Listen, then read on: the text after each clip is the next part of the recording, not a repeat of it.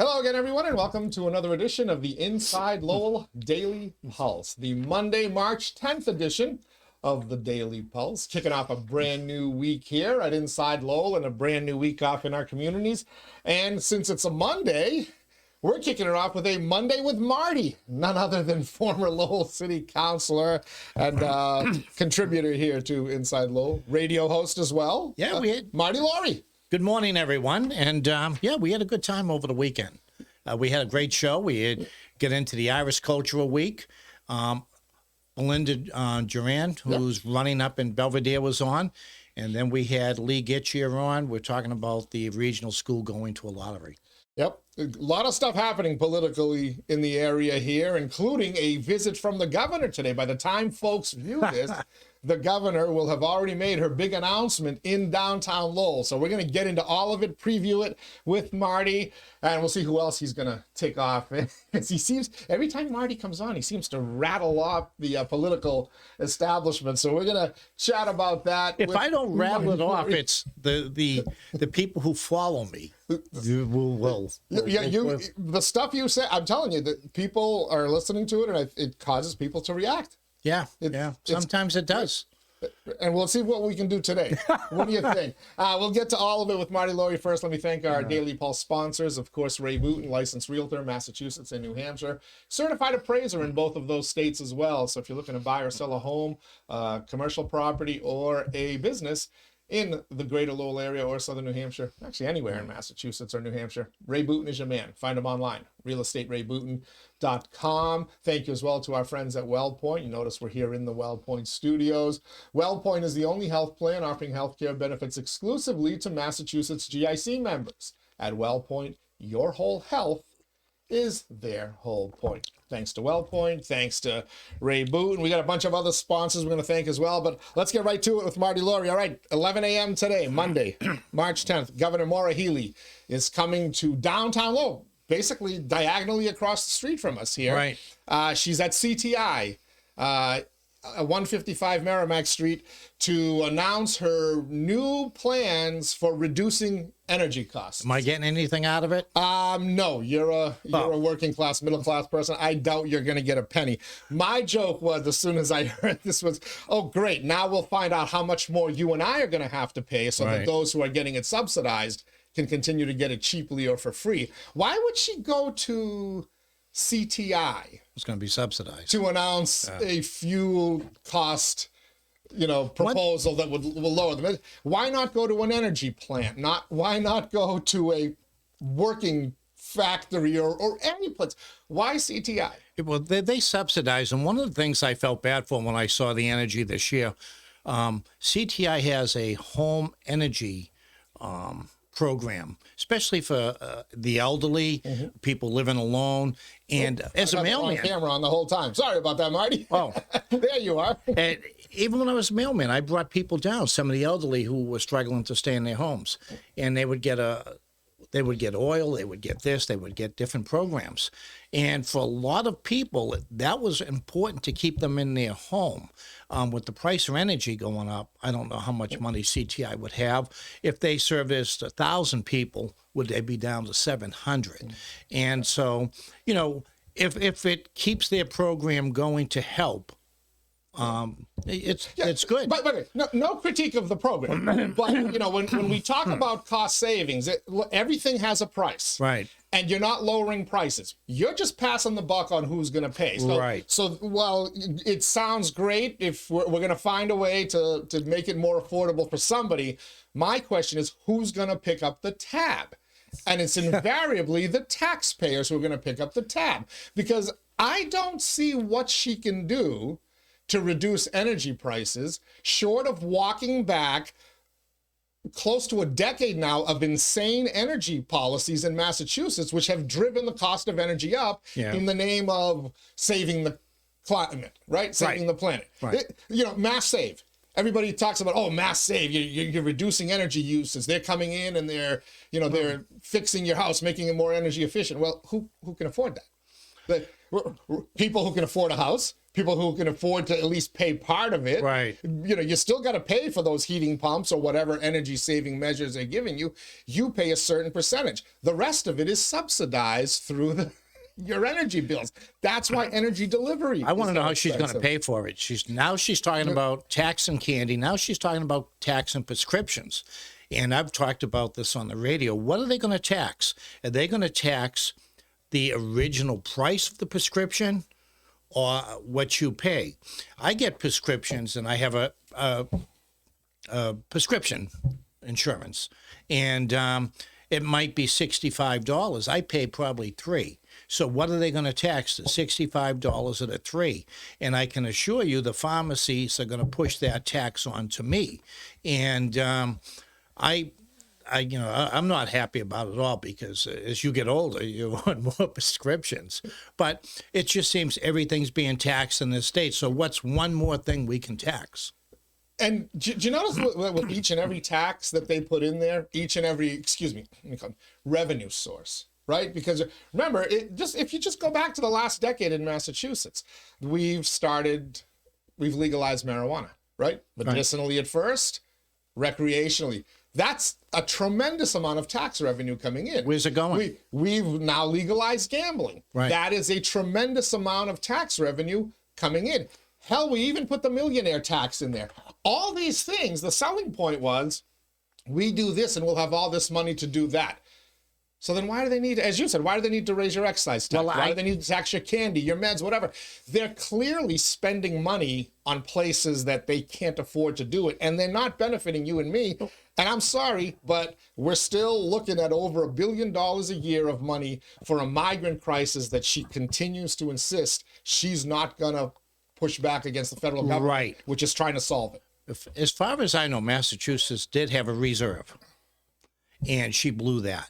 Now she's back. She just wanted $500 million, and the legislative passed it. Yep. Now they're screaming, you're spending money, you're doing this, but they have no problem passing these bills. And half kiddingly and half seriously, I've said on the radio for about a year now, Massachusetts will legalize prostitution in the next 10 years. And what else can they tax? I mean, Nevada does it. And but really, it's, I don't know. I say it half kiddingly, but other states have talked about it, going the same route as Nevada, and I don't agree with it. I don't. I think it's disgusting. But it'd be interesting to see if it's brought up in the state. It's just more money to spend. Yeah, more money that they will spend, and they'll spend it in a way that'll make it more costly than what they're bringing in. Right. They've clearly showed that right now. Look at how much more money they are getting. Look at how much the budget of Massachusetts has grown in the last decade of years. And despite all these new, they call them revenue sources, I'll call them taxes, they still can't pay the bills. It's the spending down there. But we're to blame for that. Senator Kennedy brings in a lot of money for the schools, or the high schools over the different towns. Eddie's bringing in $20 million, $15 million. Eddie just done a tremendous job. But they're getting that money from somewhere, and it's tax revenue. You look at the city of Boston, what they're spending down there. So if you're going to say, oh, it's great, we're bringing in all these programs, and we're getting all this money for education or roads, it's coming from somewhere, and the state has to dig up that money somewhere. And of course, the thought process as well, as long as it's coming to our communities, because then every other taxpayer in Massachusetts is subsidizing it. But conversely, you said Boston. We're all paying for Boston. Because, right? All this state money that goes into Boston's, everybody else is getting it, and Boston's getting a far bigger share than Lowell is, than Springfield is, than Worcester, et cetera. So at some point, this bubble has to burst. I mean, it has to stop. I'm curious why she didn't go to Warren Street, 35 Warren Street, to make her announcement. 50. I think it's 50. I was the mailman there when I retired. Oh, okay. I was at the at the ICC. Yeah, I was the mailman there, and it's sad. And when we look at that, when the university gave up the hotel. And this is one of the things people don't realize. When the university took it over, we have the locks and canals. I think the hotel had like 260 deeded parking spaces. When the university took over, they were doing functions there. They were doing functions in the banquets, and people were using the garages. The fund, the enterprise fund for parking, went way up with the university there. Now I doubt it's making the money it once did.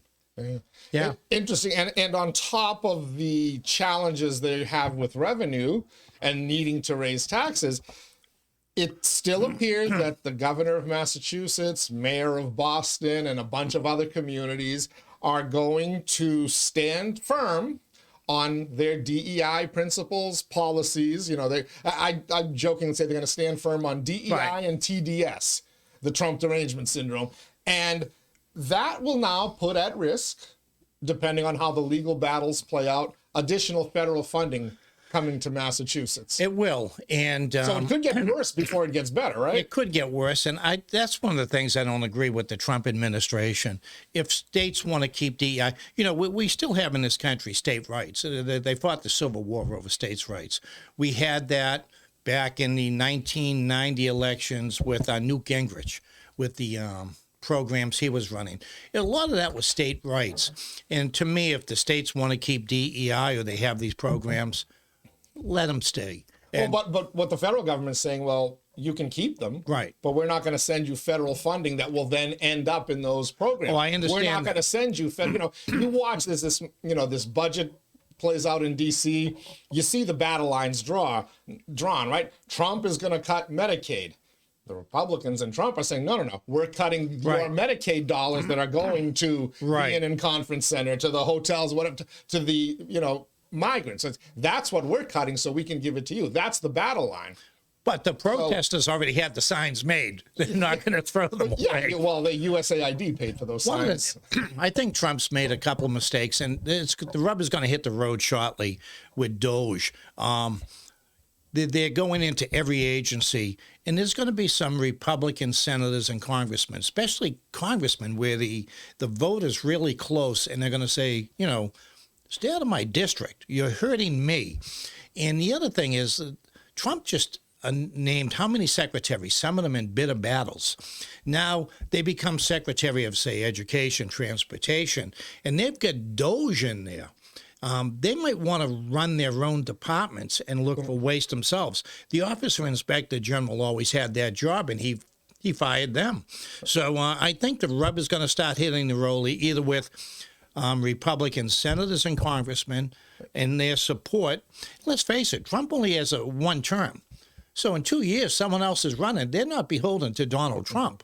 So politically, they're not beholden to him. They'll be looking for someone else. But they are beholden to his political supporters, though. We have taken over that Republican Party. Right now they have, but we'll see where it goes in 2 years. I think they've taken it over for good. I think the Bill Kristol and Mitch McConnell wing of the Republican Party is toast. And I think you saw it with Liz Cheney getting her clock cleaned in a primary. Because right now, that's what she is. Ronald Reagan, we saw that with the conservatives. Bush became a president, and he was more moderate, and you saw the shift. Clinton was more, you saw the shift. If people get adjusted to certain programs, certain political acts, and they like it, it will shift in that direction. It's like the Democrats. Oh, the Democrats are dead. No.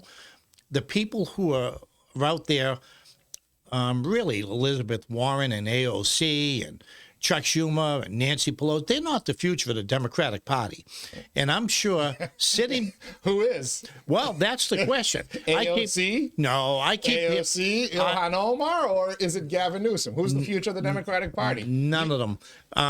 I think the party's letting them out there do what they want. Shapiro is always a name. There's some moderate Democrat governors out there.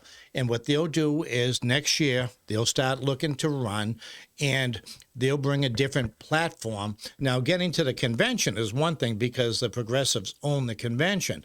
If they can get on the ballot, you might see a change because they're just going to let them talk. And if I'm a moderate, letting them scream, when I come forward, I look that much better. You know, I'll look that much better. And I think there'll be some Democrat, either congressmen, senators, or governors coming forward who are going to look that much better because of what's going on. Well, let me ask you here in Massachusetts, and by the way, what you said about state rights, I do believe that states should have the right. If a state, if Massachusetts wants to continue down this path, even with climate change, whatever, knock themselves out, right? I do believe that the federal government isn't responsible for funding some of it. No, they isn't. Conversely, you know, here in Massachusetts, right? You had 𝗗𝗶𝗍𝘆 on Saturday. I'm willing to bet he said the same thing he said here Thursday about this new vocational school lottery that the governor is going to push. He says, I'm going to vote no. If the rest of the board votes no, the governor will withhold funding. Right? She's going to do exactly what she's going to complain about Trump doing to her. And she has the right to do it here, right? Why can't cities, why can't school districts determine their own policy? If they want to give up their funding, and Lee said, take the funding away. I don't care. But the problem we're seeing, and we just saw it, state reps, a lot of the local elected state officials are beholden to the chairman. And if they came back and said to the chair of the Senate or the House, listen, we're not going to support these things if they're cutting money to my district. Now, you have enough senators or you have enough reps going forward and saying that, well, you might get some change, but they don't. I always liked Lowell. I had a lot of respect for Dave Nangle, Kevin Murphy, and Tommy Golden. They always picked the wrong speaker, but they were never beholden to a speaker down there. They worked with them, but they were much more independent. Eddie LaLash, very, very independent. We're not seeing that across the state anymore. These speakers have become so powerful that you know. Interesting little segue, Marty. I'm going to pause you for 1 second because that's exactly where I was going to next. Let me just remind you, you're watching the InsideLowell Daily Pulse on this Monday, March 10th, 2025. We're keeping our finger on the pulse of Lowell and the world around it. Lots going on. We're going to continue our discussion with former Lowell City Councilor Marty Lorrey in a quick second. Let's just quickly thank all of our Daily Pulse sponsors. Of course, Ray Booten, licensed realtor, Massachusetts and New Hampshire. Certified appraiser in both states as well. Find him online, realestaterayBooten.com. Thank you as well to our friends at WellPoint. At WellPoint, your whole health is their whole point. Washington Savings Bank, make the switch now to Washington Savings Bank for banking that feels like home. TMI Properties, quality and value at every price point. Find your perfect space with TMI. Mahoney Oil, providing warmth and protection to Greater Lowell and Southern New Hampshire since 1925. The Greater Lowell Community Foundation, improving the quality of life in Greater Lowell through strategic, impactful philanthropy. Francis E. Preventure Insurance, insuring your most valuable assets since 1982. And by the Massachusetts Pirates, now just 11 days away from them bringing all the hard-hitting action and excitement of arena football to downtown Lowell and the Mill City. So you talked about what happens on Beacon Hill when you go against the speaker or the Senate president or whatnot. And last week, I stopped 2 gas pipelines from coming into this state. Remember, I stopped 2 gas pipelines from coming into this state. Remember, I stopped 2 gas pipelines from coming into this state. Remember, I stopped 2 gas pipelines from coming into this state. Remember today than it was. But here's an interesting vote from late in February regarding the much discussed audit of the state legislature and the ballot initiative that gave us the ability to do so, or where 72% of the people wanted to give the auditor the ability to do so. And there you see the Lowell House of Representatives. Bottom left there, Rodney Elliott, he was a no. He doesn't want the auditor to have the ability to do it. And there in the kind of the center up there on the second left-hand column, Tara Hong, Vanna Howard, no as well on giving the auditor the okay to. Why Vanna Howard's on the House and Ways Committee in her second. Where's Colleen Gary? Colleen's been there 20 years. What kind of committee assignments does she get? Vanna Howard and Tara Hong had said they would support the auditor's right to do that. Right. And then when push came to shove, they voted the way the speaker told them to vote.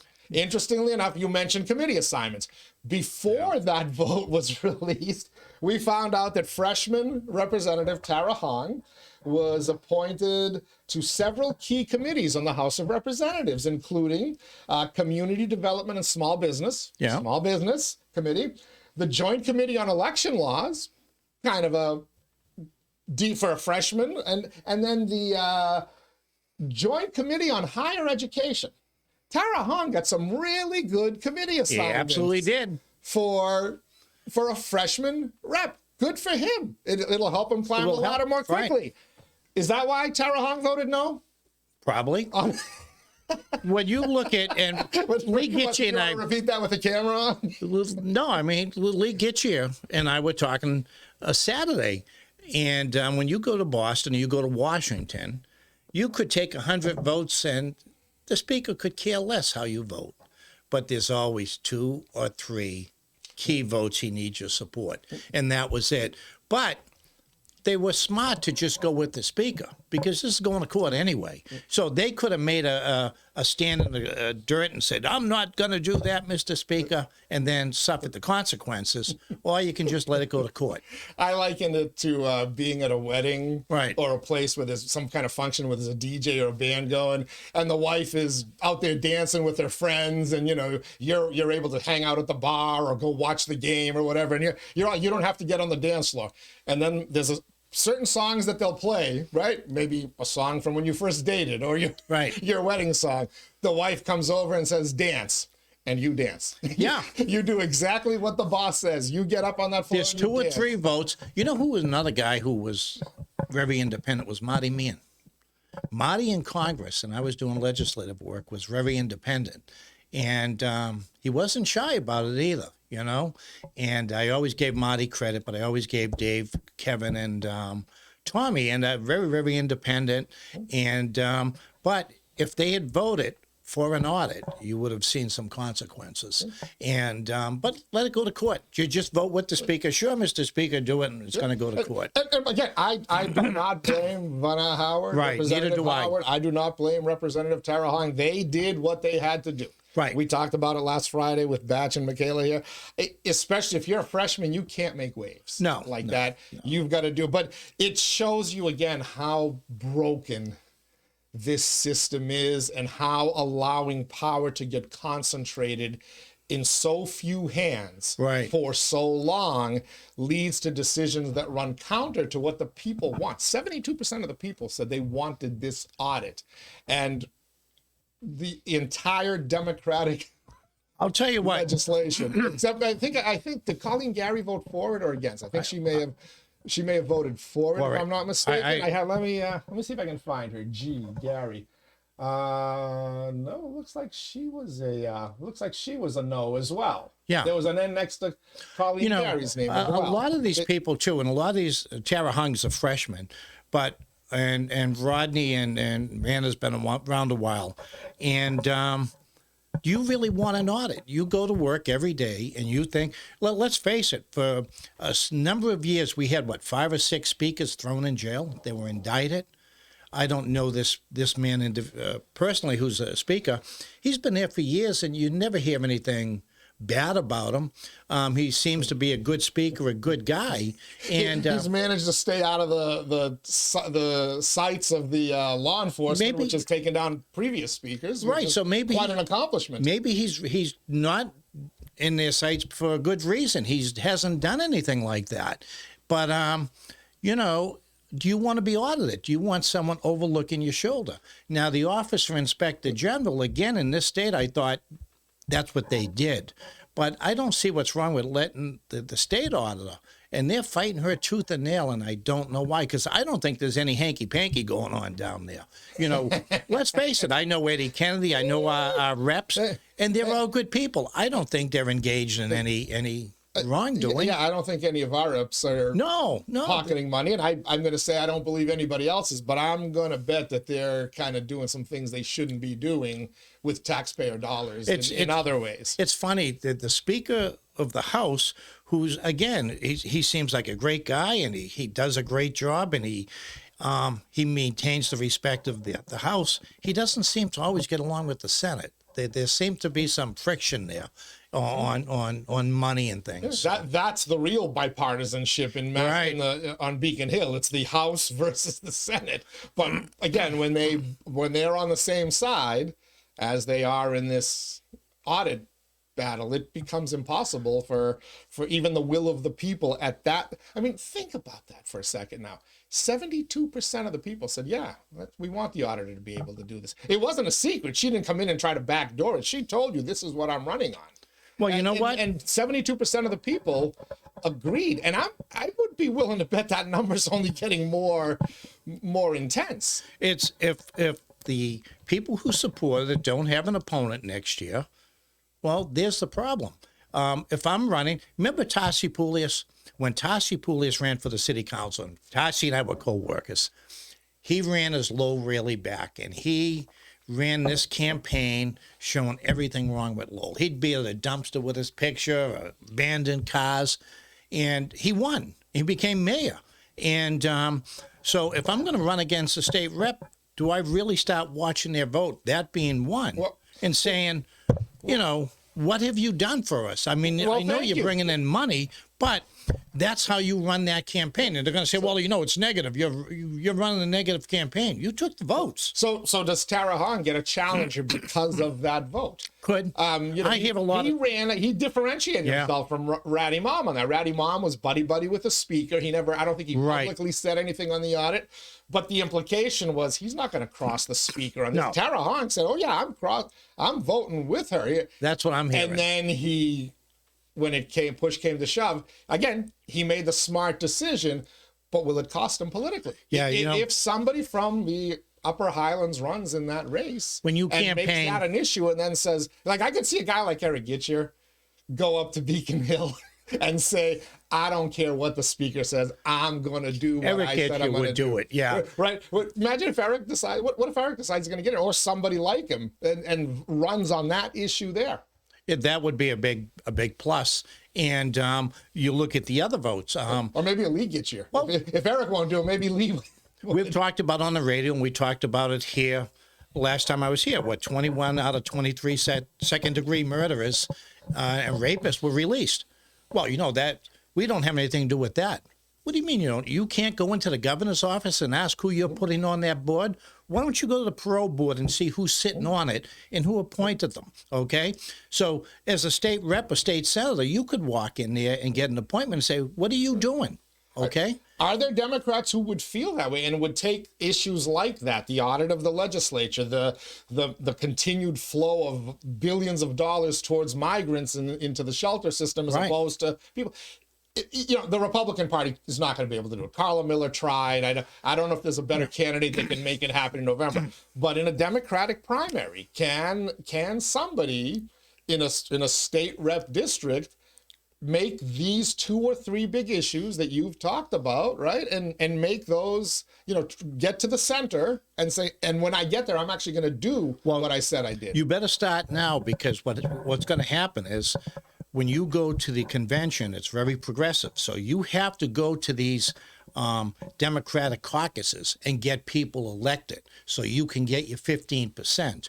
John Silber got just barely 15% because of Billy Bolger. Bolger got him to 15%. He ended up winning the nomination and nearly became governor.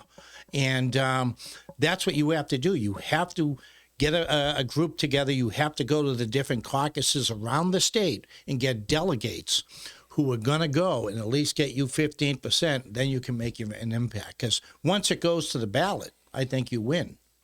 All right. Lots. We'll see. We'll see if that drama plays out. Again, Governor Healey in Massachusetts, by the time you are watching this, she will have made her announcement. We'll see how she's going to keep energy bills lower for the hardworking men and women of Massachusetts, if she's able to pull it off. I want to pull it even more local here in Lowell. City council races are starting to shape up, as you predicted in January. You could see this coming. That there were going to be some competitive races. Not a lot of them, but you did identify the districts where you might see Belvedere and now the Acre. I want to put you to one bit of news that popped out politically this weekend or some point late last week, and that is Sidney Lang. Okay, that's who was going to run. Okay. You mentioned that Councilor 𝗂𝗶𝗹𝘆 𝗣𝘂𝗍, District Yep. 7, the acre part of Lower Highlands, et cetera, was going to get a challenger. And you had mentioned that there was a crew that was going to aim for him. That's what I was hearing. Now, I know there's another gentleman, Jose Cervantes, who's talking about it, hasn't gone forward. Sidney Lang is saying he will. Sidney Lang is he used to work for the or does he still work for the Community Health Center, or I don't know. Where is he? I don't know him. He's a very fiery person on social media, very passionate, he'll advocate for his issues. He's part, the whole when Vesna Noon got bypassed for mayor, he was one of the folks I believe was very vocal about that. He's actually been very vocal talking about some of the conditions in the Acre neighborhood as opposed to other neighborhoods. He's a legit challenger in the race with 𝗂𝗶𝗹𝘆 𝗣𝘂𝗍. I thought 𝗵 𝗂𝗶𝘆 was in 2023, and then the first race, Dave Ouellette and 𝗂𝗶𝗆𝗆 𝗂𝗂 was a highly competitive race. Dave lost that race when they took part of the acre off Dave and put it on the downtown. Dave lost the race at that point, and it was too bad because Dave was a advocate in the acre for many years, and but how they shifted the streets. Everyone talked about South Lowell. Bobby Hoey lives on Stratham Street, and the sliver. They put him in Belvedere, the famous sliver, as we called it. And I give them credit. Eddie Kennedy's a couple of people work for Eddie Kennedy. 𝗂𝗏𝗁 Patty 𝗂𝗏𝗁, and Dominic Lay were up in the Highlands, and they were discussing. They thought there were some issues with the borders up there, And if Patty 𝗂𝗏𝗁 tells me something, I take it as gospel. And Eddie Kennedy's the same. If Eddie tells me something, I'll take it as gospel. But I not only do I see competitive races, but I saw a very turbulent political year, and let me tell you why. The first two issues of the Lowell Sun kind of attacked the city council and how they were doing business. More recently, there was a shooting down on Back Central headlines. One of the chicken issue, that was big in 2013. The chicken issue came up. The chicken issue reared its chicken head again a couple of weeks ago. And these will come up. And one of the things that came up in 2013 was they were moving the methadone clinic, and they could put that anywhere in the city. They could put that on Westford Street in downtown. They could go anywhere they want with it. And they went out to Stedman Street. There's very few homes. I think it's industrial zoned out there. Well, it became a big issue, and it was an election year. They're going to move the homeless shelter. Where's that going? Okay, and I've heard. Are they going to move it? I've been hearing that for 20 years now. Are they really going to move it? I'm hearing different locations, but no matter where it goes, someone said to me, "Well, one of the locations could be behind the old Sears building. There's a marijuana dispensary up there." Industrial Ave. Industrial Ave. Well, there's homes, there's condos, a big, huge development right behind it. I don't know where it's going to go, but again, if it's going to go, I'm not convinced it's going. But if it does, let me tell you, it's going to create an issue. And the other big issue that year was about 900 people, 700 people in Belvedere signed a change for zoning for Route 38 from the firehouse to Douglas Road. That was it. Remember that one? I remember that very well. And we didn't do anything with it. It came before the council. It was a change, a zoning change, and they kind of extended it to do a study, but it never came back. The methadone clinic never got brought up again after that election. So, I see things like that. I see the shelter, if that's being moved. I see the role of the council. It just seems to be taking that. It won't be like the high school issue. That was just a war in itself. But there'll be issues out there. And one of them in Belvedere now, there's 4 candidates. Corey got it without an election. Now, I talked to Corey right after, and I said, Corey, if they give it to you, take it, because the people who oppose you, if it's given to them, they're going to take it. let's be serious. So if you're lucky enough to get those votes, take it. But how does that play out? That might be the big issue in Belvedere. So these are the three races that we're watching right now. We mentioned Sidney Lang. It appears that he's going to be challenging 𝗂𝗏𝗍𝘆 for the District 7, the Acre District. Does he fare better than 𝗓𝗏𝗶𝗆𝗆 or Dave Willett? Will he get the support of the 𝗂𝗏𝗆 𝗍𝗆 crowd? Or this is what I don't like about neighborhood representation. How many votes does it take to win that seat? 300-400, I would guess. So all these people telling you this was the best thing for the city. Well, if you want to win a seat, you can do it for a couple of $100. First of all, you're going to go door to door. Well, that's not a bad thing. Well, to me, the bad thing is the incumbents get a tremendous advantage. They do. I think Paul has only built his advantage. I think Paul's done a great job. The people against Paul have been against him. But to run a good campaign in Belvedere, you're going to need some money. You're going to need a lot of money. There you won't. And that was the other reason why I targeted when we talked of Belvedere. And you can win that seat for almost nothing. You're going to have candidate go out and knock doors, and he will. I'm sure this candidate will. But some bumper stickers, some signs, it's not that expensive. But Paul's done a great job, but I just figured he would be targeted because of his support and how much you could win a seat for. So District 8, Francisco Maldonado made his campaign official on March 2nd or 3rd when he filed his retirement papers from the Lowell Police. He's challenging John 𝗄𝗏𝗏𝗄𝗏. Does he have any luck? Can he gain any traction? It's a tall task. John 𝗄𝗏𝗏𝗄𝗏. Very well liked. John 𝗄𝗏𝗏𝗄𝗏 and Eric Gitcher ran very, very strong in the district when they ran. A lot of the same supporters, I would imagine. How does I've known him as Cisco forever. Yeah. So, if I call him Cisco instead of Francisco. A great guy. Good guy. I love chatting with him. But can he generate the kind of traction? Is there enough support there? I've seen some members of the Hispanic community who I know pushing for him, advocate him.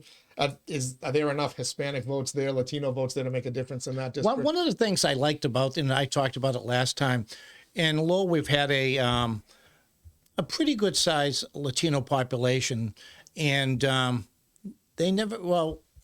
we've had George Ramirez run, and I can't think of the guy's name. He belonged to the health club with me. He was giving out some of my lit. He came in the top 9 in the primaries back in, I think, the 90s. His wife got cancer, and he couldn't really campaign, and he ended up losing. And but it's good to see the Latino, in my mind, the community start running.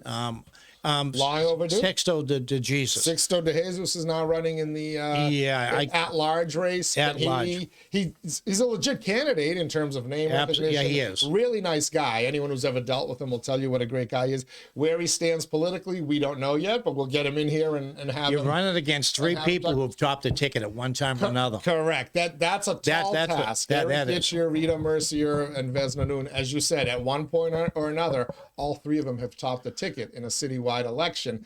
That's a tall task. But I'm very happy to see the Latino community not just getting candidates. These are good candidates and running. So to me, it's exciting to see that. All right. So that's District 7, District 8. You mentioned District 3, Belvedere. 4 people officially in the race, maybe a 5th getting in there. I actually met with Belinda Duran last Friday. She wanted to talk. She was on the radio. Yeah. She had told me that she was coming on with you, and we're going to be getting her on here at some point.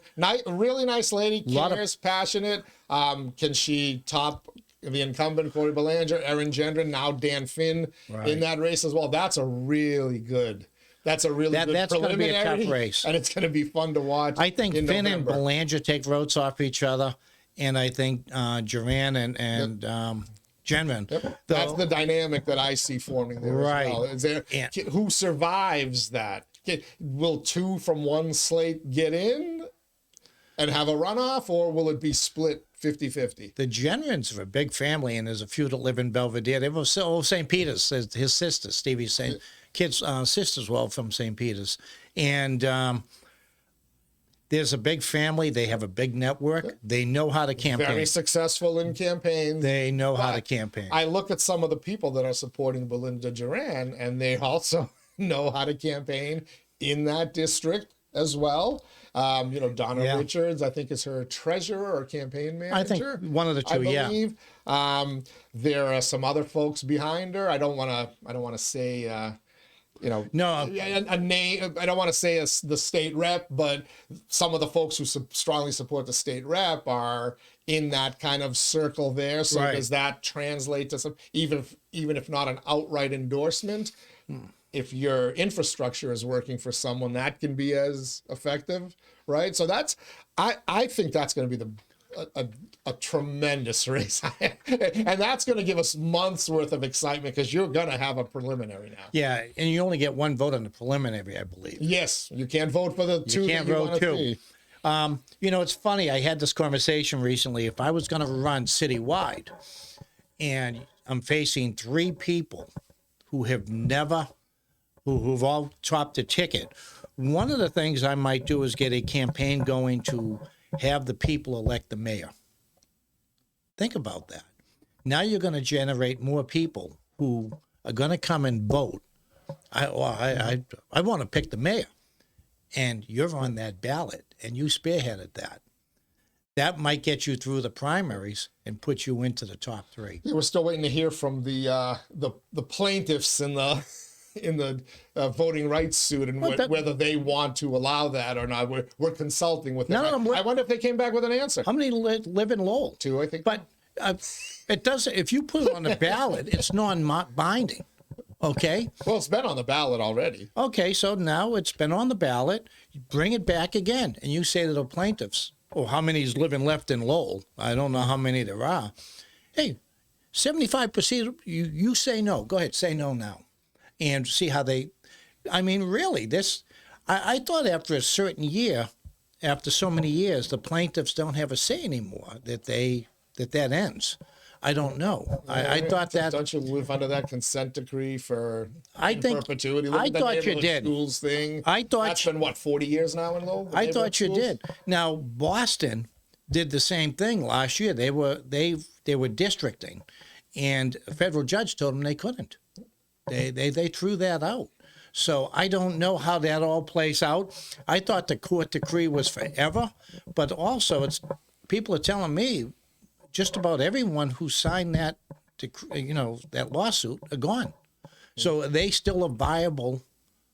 Do you still have to go by them if they don't live in the city? Apparently, yes. And they made it known last year when the process to replace John Leahy was taking place that they wanted to be consulted on that and I'm going to guess everything else. There's another court case for you. There's another court case. Only the lawyers get rich. Very. So that's three races. There's 5 other districts. Very quiet in those 5 other districts right now. Does Dan Rourke, the mayor, get a challenge in District 1? No. I think the guy who tried to gather signatures last time and came up just short tries again. Will he have more success? But can he beat Dan Rourke in Pawtucketville?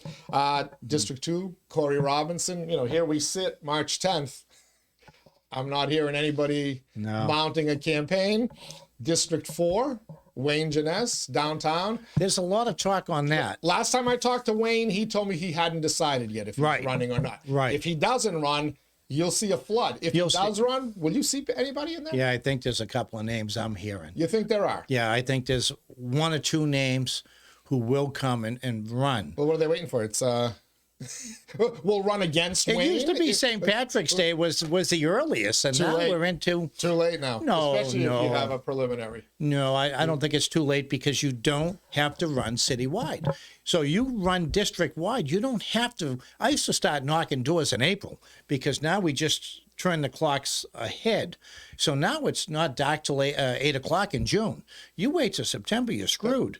But you have to put your infrastructure together. You have to get your supporters together. They start committing to other campaigns. Because if you're going to run, people have been approaching you from the get-go. So what you have to do is get those people together, get a little committee going. All you need is a treasurer, really, and a campaign manager to go to 𝗂𝗶𝗆𝘆. Once you do that, you could have a fundraiser. The problem running in that district is you can't knock doors. Most of downtown is condos and apartments. You can't get in. So unless you know someone who lives in the building and can have an hour coffee, meet the candidate, you can knock in Back Central and you can knock in 𝗵𝗂𝗶𝗆𝘆, but you can't knock in downtown. That makes it really hard.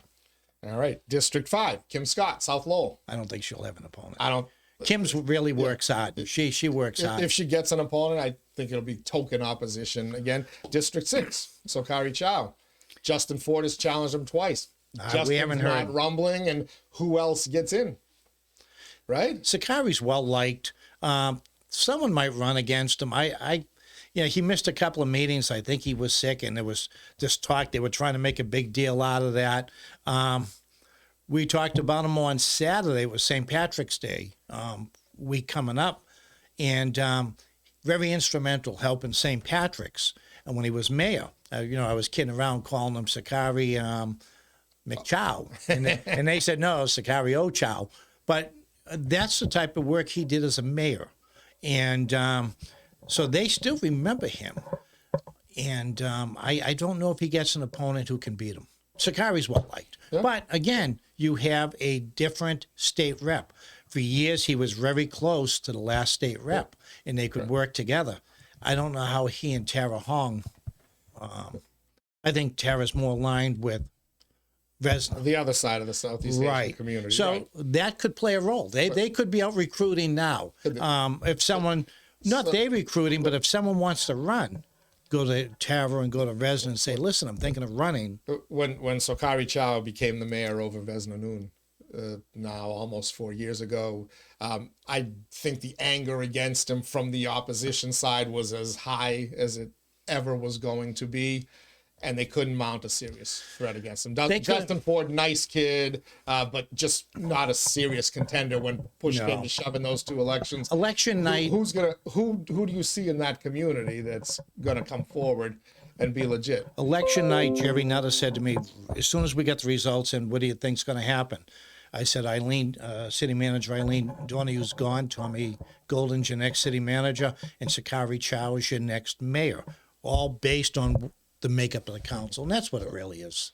So it looks like we'll have 3 active races we'll be watching. We'll see what else happens. School committee, other than Danielle McFadden at large, I've heard about rumors of other at-large candidates. None have come forward yet. But in terms of the 4 school committee districts, nothing. Last time, 3 of them ran unopposed. This time, I don't hear anybody challenging Dave Conway. I don't hear anybody challenging Fred Bahu. That was the competitive race last time. Fred challenged Stacey Thompson, was able to get in. I don't hear anybody challenging Dominic Lay, and I don't hear anybody challenging Eileen Del Rossi. The school committee used to be a very competitive. That's where you ran first. It was very hard to win the council in your first. Panji ran for school committee. Who else? Kuchu. Gus Kuchu. Gus started, and Gus was my neighbor, and his wife's a St. Peter's school family. Committee man? I believe he was. Really? I believe Gus was on my wife's grandfather. Yes, your mother-in-law grew up in your wife's grandfather was the greatest guy going, Mickey Connors. I'll tell you, I'm surprised there's not a statue of him back in Back Central. Butchie, her uncle, I worked with at the post office. Butchie was running the training center down in Woburn. Another great guy. No, just a nice family. And but I thought Gus was a school committee man when he first came in. I'll have to ask him. If it wasn't, and his niece was also maybe came in right behind him. There was another member of the family, I think. Okay. But one of the Malloys ran in one. But it used to be back then there was a lot of active PTOs, and people could run, and they would. But it was very active back then. But now appears to be no interest in the school committee race. Again, you've got Jerry Durkin. Jerry Durkin started on the school committee, and he went to the council. Right after. Another great guy. I bumped into him a couple of years ago. I said, "Do you miss it?" He just shook his head. After all the work to get in, once you're out, you don't miss it. It's more fun doing this. Yes, it's this side of the political aisle much more fun. You had nowhere to say hello to see the governor. If you do, please tell her I send. I haven't talked to her in a couple of years. She's going to be right across the street. I know she is. I haven't run into her. I coordinated her campaign up here first time she ran for Attorney General. And out of the blue, I got a call a couple of years ago when she was still Attorney General. And but I've stayed out of that stuff, the politics. I enjoy doing this. Once in a while, I'll go to a fundraiser, but I don't get involved with candidates like I used to. And you know, one of the things that really happened to me over the past couple of years, I would pull over. You want to get someone on the radio, and people be holding signs. So you go out, you're talking to everyone. Hey, why are you holding signs for so-and-so? He's running against me, or he's running, you know, I thought you were going to vote for me for city council or school committee. Or, well, I wasn't holding a sign. I was talking. You were over here with the whole group of them. Yeah. So, you know, people notice. And so I just don't even do that anymore. I'll get the phone numbers and call. But, yeah, that happened to me a couple of times. Why are you holding signs? I wasn't holding signs with people. If you look at the picture, obviously they were taken or you drove by. I'm not holding a sign. But I'm over there talking political talk. That's why I don't go to any political parties. Plus, I save a ton of money. Because if you go to one, you better go to all in the line of work that we are. Yeah, you know, Dennis Pandak, the last, the town manager in Drake, 28 years, they told me he never went to a political party. And I don't think in Lowell, I don't think they did. I don't think Bernie did. I don't know about prior to that. But yeah, sometimes it's not good. And I don't even go near the sign holders anymore. Well, you have a knack for getting into trouble no matter what you do. So let's see who we tick off today, Marty. But you know, am I right or wrong when I get in trouble? You're usually not wrong. Yeah. I'm just very honest about what I see and what's been done in the past. I was a history major. A lot of history just replays itself.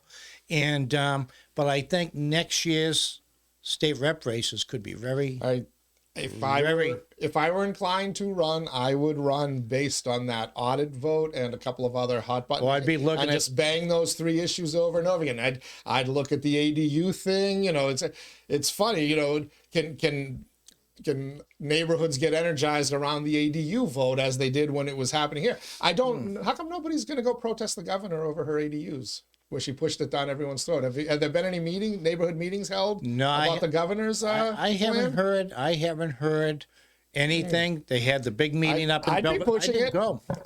Absolutely, because there are ADUs in Belvedere now, and I didn't really have.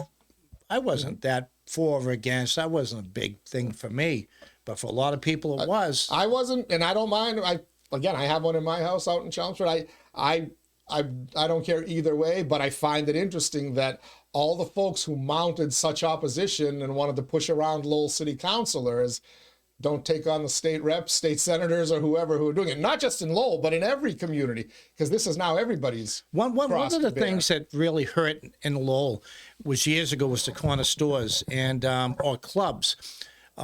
You could go to Centerville on Bridge Street. There was the store. I can't think of the name of it. You could walk in there, talk to people, and find out what's going on. In Belvedere was store 38. That's been sold. Was it Fruins on? Fruins. That Bridge was Street? it. Fruins. Yeah, Fruins. And Freddie Bahu's place up in the Highlands. You could walk in there and you could really still open.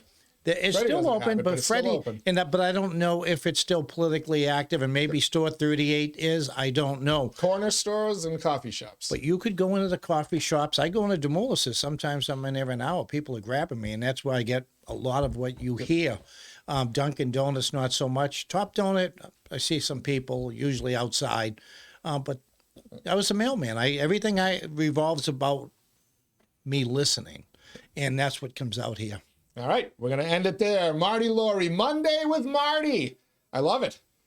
We'll see you probably We'll catch you in a couple more weeks. Let's see the fallout from this one, all right? Oh, I don't think there was anything too bad. No, you were tame today. I'm very disappointed in you. Well, the issues just aren't there. More. The issues just aren't there. I mean, Maura Healey being here I'll tell you, I had CTI on the radio so many times for their programs, and the heating was a big one. Yep, that fuel assistance, 100%. That is huge, and it helps a lot of people. So, and again, they should get help, but who's it going to come at the expense of? Whenever you get $8 million for this or that, it's coming from taxpayers. From somebody's pocket. Yeah. So we'll find out soon enough. Thank you for joining us here on the Daily Pulse. We got a full week of shows ahead of you. I think I'm doing a Trigger 'em Tuesday tomorrow. But Bill Samaras, former Lowell mayor, is going to make his Daily Pulse debut on Wednesday. We'll also have Alyssa Nazaro from the town of Drake here. She wants to talk about the Drake Telethon. Frank McCabe will join us on Thursday, and then Leslie Boder going to have a big fun Friday with us here. It's the Inside Lowell Daily Pulse. We're keeping our finger on the pulse of Lowell and the world around it. Thank you for joining us. Till next time, everybody stay safe and enjoy this nice little stretch of weather.